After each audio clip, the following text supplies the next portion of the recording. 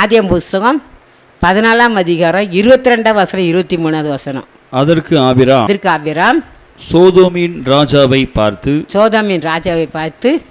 ஆபிராமை ஐஸ்வர்யவனாக்கினேன் என்று நீர் சொல்லாதபடிக்கு நான் ஒரு சரட்டையாகிலும் இங்க கொட்டாங்குச்சின்றோம், எங்க பாசையில சரட்டை அப்படி சொல்லுவோம். நான் ஒரு சரட்டையிலோ பாதரட்சியின் வாரையாகிலும் உமக்கு உண்டானவைகள் யாதொன்றையாகிலும் எடுத்துக்கொள்ளேன் என்று வானத்தையும் பூமியையும் உடையவராகிய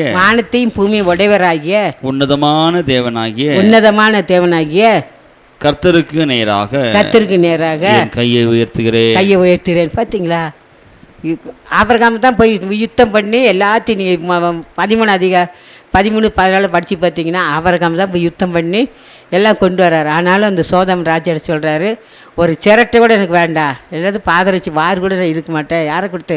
வானத்தையும் பூமியும் உடையவராகிய இயேசு கிறிஸ்துவை நோக்கி அவர் ஆணையிட்டு அவர் சொல்கிறாரு. இப்போ நமக்கு ஒரு பொருளாசை வராதபடி காத்துக்கணும். ஏன்னா இந்த பொருளாசைன்னு வந்துச்சுன்னு வச்சுக்கோங்க, நமக்குள்ள சோறு வரும், குழப்பம் வரும். நமக்கு அது இல்லையே இது இல்லையே, அவங்கெல்லாம் மாதிரி எவ்வளோ வாங்கி வச்சுட்டாங்க, நம்ம ஒன்றுமே இல்லையே, சோறு வரும்.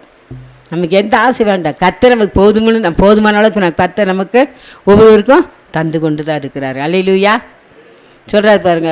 1 தீமோத்தேயு புஸ்தகம் 6ஆம் அதிகாரம் 6-7. போதும் என்கிற மனதுடனே கூடிய தேவபக்தியே மிகுந்த ஆதாயம். உலகத்துல நாம் ஒன்றும் கொண்டு வந்ததும் இல்லை. இந்த உலகத்துல ஏதாவது கொண்டு வந்தோமா? கொண்டு வந்ததும் இல்லை. இதிலிருந்து நாம் ஒன்றும் கொண்டு போவதும் இல்லை. இதிலிருந்து என்ன செய்யணும்? ஒன்றும் கொண்டு வந்ததும் இல்லை, ஒன்றும் கொண்டு போறது என்பது நிச்சயம்.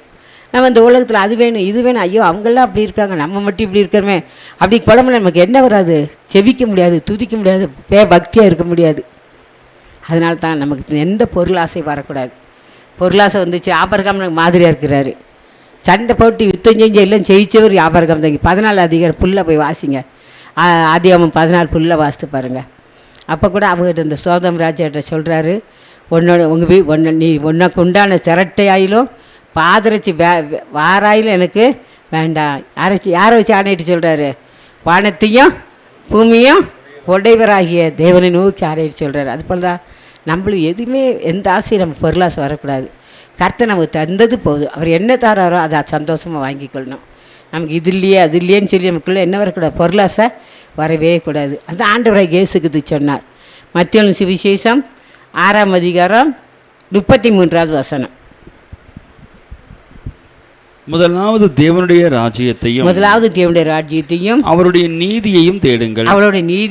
அப்பொழுது இவைகளெல்லாம் உங்களுக்கு கூட கொடுக்கப்படும். அப்பொழுது உங்களுக்கு எல்லாரும் என்ன சரி இவைகளாம் உங்களுக்கு கூட கொடுக்கப்படும். ஆண்டவர் முதல் தேவனுடைய ராஜ்யத்தையும் நீதியும் தேட வேண்டும். அப்பையில் இவையெல்லாம் உங்களுக்கு கூட கொடுப்பேன்னு சொல்லியிருக்கிறார்.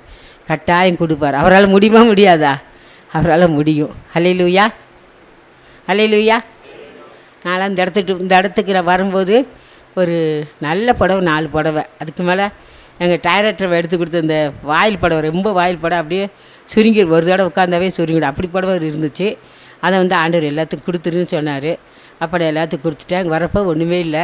அது முடிச்சு என்னாச்சுன்னா அப்புறமா அதை முடித்து மண்ணில் சுவர் வச்சு ஆண்டவர் கட்டி கொடுத்தாரு. அது ரொம்ப இடிஞ்சு போயிடுச்சு. அதுக்கு பிறகு தான் ஆண்டவர் என்ன செஞ்சார்? ஒரே ஹாலாக நீளமாக கட்டி கொடுத்தாரு. அதுக்கு பிறகு தான் இந்த வீடை எப்படியாவது ஒரு கர்த்தர் ஒரு எண்ணத்தை உண்டாக்குனார். அல்லேலூயா.